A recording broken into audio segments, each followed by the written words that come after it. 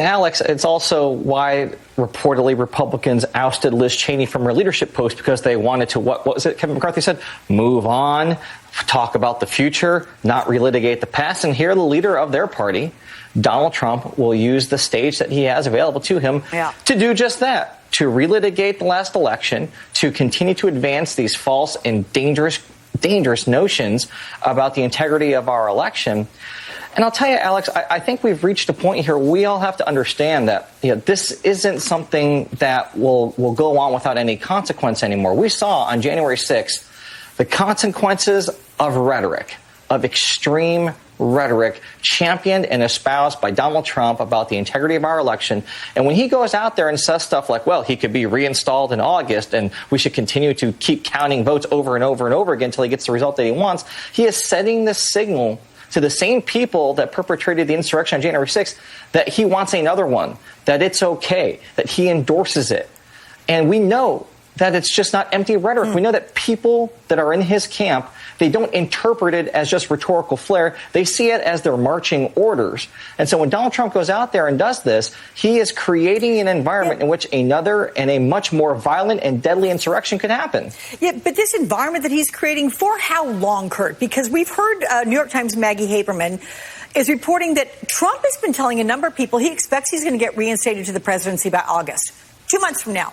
That is not possible. I mean, talk about delusional, right? But according to the Daily Beast, the person who inspired that idea, MyPillow CEO Mike Lindell, I mean, does Trump's behavior suggest he genuinely believes this? And if it does not happen in August, does that further deflate his legitimacy, at least in the minds of some? What gives him legitimacy are people like Kevin McCarthy, Mitch McConnell, the Republicans who on January 6th walked back into the House chamber and still voted against certifying the free and fair election. The same Republicans who have opposed a bipartisan January 6th 9/11 style commission to investigate what happened. As long as these Republicans continue to violate truth, to violate oversight, to violate the integrity of our democratic process, Donald Trump is king. His power comes from the Republicans who know better and still pander to these dangerous, extreme, rhetorical fanatics. That's where his power comes from. Extraordinary.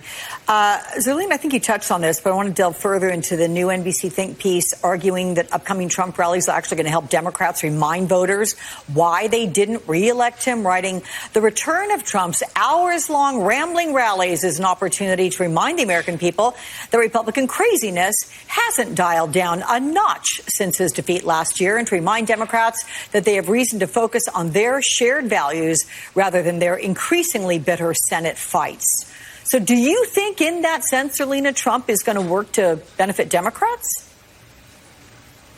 Well, I think the difference between Trump rallies now and Trump rallies before is that we have, for the last 6 months, lived with the same president.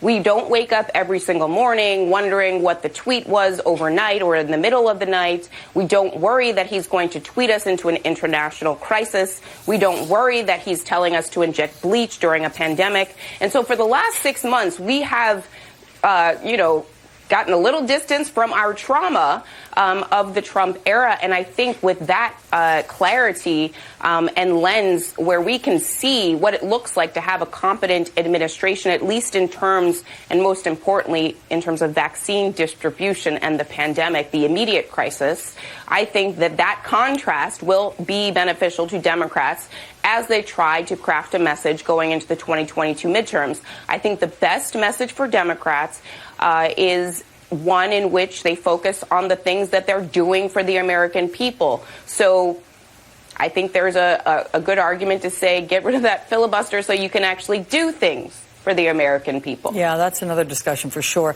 Let me ask you about this, though, Zerlina, because Trump shut down his blog this week after just 29 days. And the reason he did it? Low readership, low influence. This blog was essentially his only form of communication to his base after he's been kicked off of the other social media platforms. And, Facebook just saying, yeah, now for 2 years. I mean, he's off. So what does the failure of his blog say? Do you think losing Facebook and Twitter has taken the wind out of his sails? I mean, is it only a matter of time before he recedes into irrelevance? I think that he'll recede into relevance to a small minority of the population, and that will always be true. But as those people are increasingly marginalized, and they should be by Republican leadership, to Kurt's point, I think that he will be long forgotten. Because he's not forced into our space, right? Twitter and Facebook allowed him to post and sort of show up on your front doorstep every morning spewing nonsense, right? And now that he does not have those platforms and you have to go seek out his rambling nonsense, there were a lot fewer people that wanted to do that. And so as a former blogger, I have to say it's harder than it looks. And so maybe the president will find another hobby in his retirement. Yeah, we'll see. So here's the question we were teasing, Kurt, and it goes to you. When appearing on a right-wing radio show last night, Trump called a proposal, it came from Steve Bannon originally, that he run for the House in 2022 to try to win the Speaker's gavel. He called that so interesting. What's your reaction? God. I mean, anything. That's enough. I mean, Donald Trump is he's so desperate for attention. He's so desperate to get everybody talking about him. And to me, that's what this is. You know, I mean, anything that gets thrown that he can just talk about and get people excited and agitated about, that he'll entertain, is just par for the course. If anything, the only reason why I could see him running for anything in 2022 is because he's scared to death of what his legal situation will be and would want to use public office as a legal shield. That's the only reason why he would ever consider doing anything before 2024. Interesting. Yeah. Okay. So, Lena and Kurt, good to see you both as always. Thank you so much. I'm sorry we missed Elise, but we hope she'll be back next week. Thanks, guys.